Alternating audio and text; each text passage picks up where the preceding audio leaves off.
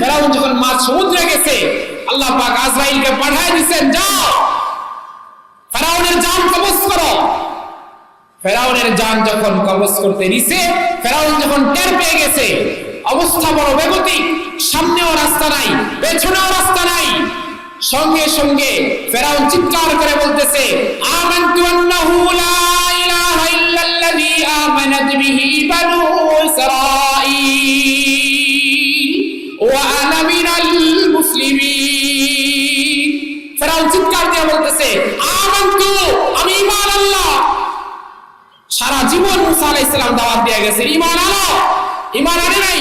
আজকে লোহিত সাগরের পানি যখন গলা দিয়া নামছে, বস বুঝছে অবস্থা বেগতিক, এবার চিৎকার দিয়ে আকাশের দিকে তাকিয়ে বলতেছে, আমানতু, আমি ঈমান আনলাম, আন্নাহু লা ইলাহা ইল্লাল্লাযী আমানাত বিহি বানু ইসরাঈল, বানু ইসরাঈল যে সত্তার উপর ঈমান এনেছে, আমি সাক্ষ্য দিচ্ছি ওই সত্তা ছাড়া দুনিয়াতে আর কোনো মাবুদ নাই, ওয়া আনা মিনাল মুসলিমিন, এবং আমি মুসলমানদের অন্তর্ভুক্ত।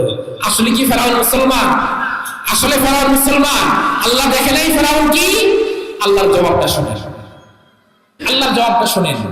আল্লাহ বলতেছেন, কি দাম্ভিকতার জবাব, খালি খেয়াল করেন, কি দাম্ভিকতার জবাব। আল্লাহ বড় দাম্ভিকতার সাথে বলতেছেন, আল আলা, আল আলা, এখন ঈমান আনতে, এখন কারো ঈমান কবুল করা হবে না। যখন আমার প্রাণবায়ু নাকের আগায় চলে আসবে, তখন কারো ঈমান কবুল করা হয় না।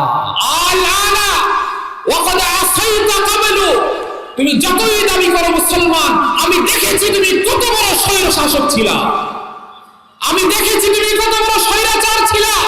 ওয়া কুনতা মিনাল মুফসিদিন, ইতিহাসে তোমার নাম থাকবে একজন স্বৈর শাসকের তালিকায়।